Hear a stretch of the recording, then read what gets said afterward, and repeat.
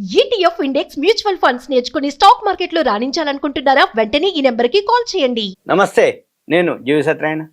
ఇప్పుడు ఈ వీడియోలో అమెరికా కళను ఎలా సాధికారత చేసుకోవాలనే దాని మీద, జాబ్ ఆఫర్లు లేవు అయినా కానీ యుఎస్లోకి వెళ్ళిపోవచ్చు, పని చేయొచ్చు, ఈజీగా అమెరికా వీసా ఎలా వస్తుంది అనే, ఈజీ కాదు, ఆ టర్మ్స్ కండిషన్స్ ఏవైతున్నాయో అవి మీకు నేను ఎక్స్ప్లెయిన్ చేస్తాను. అమెరికా వీసా అయితే అమెరికా అనేది అందరికీ ఒక ఆశ ఉంటుంది. చిన్నప్పటి నుంచి అమెరికా వెళ్ళాలి, చదువుకోవాలి, అక్కడ బాగా సంపాదించాలి, మా అమ్మ నాన్నని బాగా అంటే మంచిగా మన వాళ్ళందరినీ బాగా చూసుకోవాలి, అక్కడికి వెళ్ళి మనం కష్టపడి ఇంటికి పంపించాలి, వీళ్ళని ఒక స్థాయికి అంటే కష్టపడకుండా చూసుకోవాలి అనేది పిల్లలకు ఉంటుంది. బాగా చదివితే చదువుకోవాలని అయితే ఏంది, అందరికీ అమెరికా మీద కళ ఉంటుంది. అయితే చివరికి ఏంటిది, అక్కడ మనం నివాసం ఉండాలి అంటే ఎవరైతే ఇతర దేశాల్లోని ఏవైతే నిపుణులు ఉన్నారో వాళ్ళ కెరియర్కి మనం ఎలా ఏంటిదని చూద్దాం. అయితే జనరల్గా ఏంటంటే ఈ ఏదైతే డెవలప్ అవుతున్నటువంటి అంటే ఇండస్ట్రీస్ కానీ అక్కడ బాగా జీతాలు ఎక్కువ ఉంటాయి,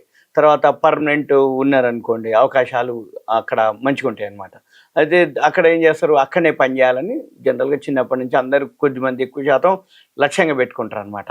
పెట్టుకొని ఏం చేస్తారు, వాళ్ళు వెళ్ళటానికి వర్కింగ్ వీసా కావాలి, అది రాదు, అది కష్టం, చదువుకోవాలి, ఎంఎస్ఓ ఏదో చేయాలి, అక్కడ చేయాలంటే ఎడ్యుకేషన్ లోన్ తీసుకోవాలి, దానికి ఎసెట్స్ సెక్యూరిటీస్ పెట్టాలి, లేదు ఇంటి దగ్గర ఏవైతే పొలాలు గిలాలో ల్యాండో ఇల్లు జాగలో ఉంటే బంగారం ఏదైనా ఉంటే అవి ప్లెడ్జ్ పెట్టో తనఖా పెట్టో తాకట్టు పెట్టో లేకపోతే వాటిని ఎంతో కొంత అమ్మో అప్పుడు మళ్ళీ పిల్లల్ని పైకి పంపించాలి అమెరికాకి.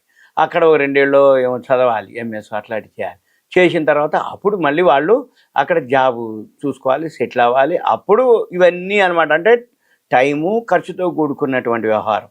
అయితే ఇవన్నీ పొందడం కష్టమే.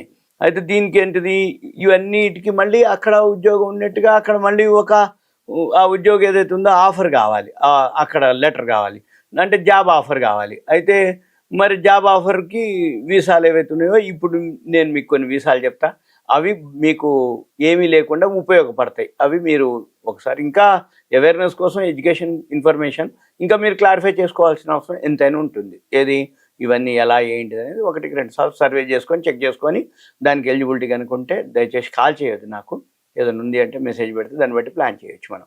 ఇకపోతే ఇప్పుడు EB-2 దీన్ని ఏమంటారంటే national interest waiver, NIW EB-2 national interest waiver అనేది ఏంటిదంటే ఇది ఉపాధి ఆధారిత వీసా. దీనికి జాబ్ ఆఫర్ కానీ ఎంప్లాయర్ స్పాన్సర్షిప్ కానీ అవసరం లేదు. ఇది గ్రీన్ కార్డుకి వెసులుబాటు కల్పిస్తుంది, గ్రీన్ కార్డు హోల్డర్గా వెసులుబాటు కల్పిస్తుంది, అంటే శాశ్వత నివాసానానికి వెసులుబాటు కల్పిస్తుంది.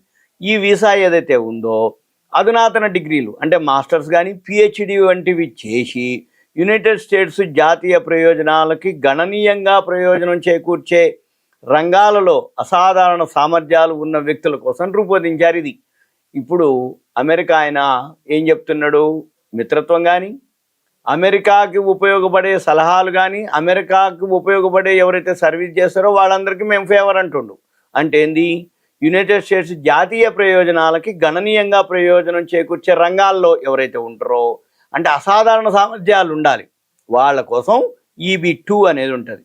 అయితే ఈ EB-2కి ఎవరు ఎలిజిబిలిటీ, ఎవరు అర్హులు, అయితే సైన్స్, టెక్నాలజీ, ఇంజనీరింగ్, గణితం, స్టెమ్ నిపుణులు అనమాట. అంటే సైన్స్, టెక్నాలజీ, ఇంజనీరింగ్, గణితం, ఈ స్టెమ్ నిపుణులు, కళలు, వ్యాపారంలో అద్భుతమైన సహకారంతో నిపుణులు, జాతీయ లక్ష్యాలను ముందుకు తీసుకెళ్లేటటువంటి సైంటిస్టులు, పరిశోధకులు, శాస్త్రవేత్తలు, ప్రొఫెసర్లు వీళ్ళు దీనికి ఎలిజిబిలిటీ, ఎవరు EB-2కి. అయితే ఇదంతా ఏంటిది, మళ్ళీ యజమానిపై ఆధారపడే H-1B మాదిరే కాకుండా EB-2 ఏంటిది, ప్రాయోజిత సంస్థ అవసరం లేకుండా కూడా దరఖాస్తు చేసుకోవచ్చు. ఆమోదం కనుక లభించేస్తే అమెరికాలో శాశ్వతంగా నివాసం ఉంటూ పని చేసుకోవచ్చు. ఇది EB-2.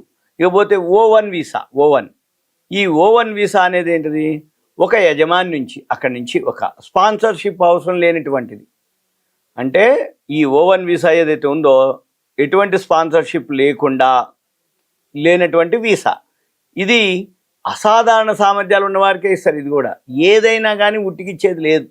వాళ్ళు పర్ఫెక్ట్గా సబ్జెక్టు మీద అంటే హైలీ అనమాట. అసాధారణం, సాధారణం, అసాధారణం. మనం అంతా సాధారణం, అసాధారణంగా ఉండాలి, అప్పుడే వాళ్ళకి ఇస్తారు ఇవి. అయితే ఇది ఎవరెవరైతే నిపుణులు ఉంటారో దానికి సంబంధించినటువంటి విభిన్న సంస్థల్లో పనిచేయటానికి, స్వయం ఉపాధి అక్కడ పొందటానికి అనుమతి వస్తుంది. అయితే ఈ ఆయా రంగాల్లో ఎవరైతే అసాధారణ సామర్థ్యం ఉన్నటువంటి వ్యక్తులు కోసం దీన్ని O1 వీసాని సపరేట్గా రూపొందించడం జరిగింది. అయితే ఎవరు ఆ అసాధారణ వ్యక్తులు? Science, arts, education, business, athletics అసాధారణ సామర్థ్యాలు కలిగి ఉండాలి. వీరి పేరు వీళ్ళ ఎవరైతే ఇటువంటి వింటున్నారో, ఇది ఎవరైతే ఎలిజిబిలిటీ ఉందో వాళ్ళు ఆయా రంగాల్లో రికార్డులు ఉండాలి. వాళ్ళకి ఇక్కడే ఉంటుండ్రు, కానీ ఆయా రంగాల్లో వాళ్ళకి రికార్డులు ఉండాలి. ఆ విజయాలకు ఏదైతే వాళ్ళు ఆ రికార్డులకు ఏవైతే ఉన్నాయో వాళ్ళకి జాతీయ, అంతర్జాతీయ గుర్తింపు పొందినటువంటి వ్యక్తులై ఉండాలి. వాళ్ళు జాతీయంగా అంటే ఏంది, ఒలింపిక్స్ లాంటివి కానీ ఏదన్నా వాళ్ళు గుర్తింపు పొంది కనుక ఉంటే వాళ్ళు అంతర్జాతీయంగా, అంతర్జాతీయ గుర్తింపు కనుక ఉంటే వాళ్ళకి O1 నాన్ ఇమ్మిగ్రేషన్ వీసా వస్తుంది. అంటే ఇది ఒకటే అంటే ఒలింపిక్స్ అని కాదు, మిగిలిన ఏవైనా సరే రికార్డ్స్ ఉండాలి. వాళ్ళ విజయాలకి సర్టిఫికెట్లు, ఏవైతే మెడల్స్ అసాధారణంగా ఉండాలి. అప్పుడు వాళ్ళకి ఈ O1 visa, O1 non immigration visa రావటం జరుగుతుంది. ఇదంతా మీకు ఒక అవేర్నెస్, ఎడ్యుకేషన్, ఇన్ఫర్మేషన్ మాత్రమే. అమెరికా పోవాలనుకుంటాం, నీకు ఎలిజిబిలిటీ ఇప్పుడు చదవడానికి పోవడానికి ఫండ్స్ లేవు, కానీ ఆల్రెడీ ఇక్కడ నువ్వు ఒక అసాధారణంగా ఉన్నావు అంటే ఒక సబ్జెక్ట్లో కానీ ఏదన్నా ఉన్నావు, అప్పుడు నువ్వు వెళ్ళొచ్చు. ఇది అనమాట దానికి సంబంధించిన ఇన్ఫర్మేషన్. ఓకే, థ్యాంక్ యూ, సెలవు.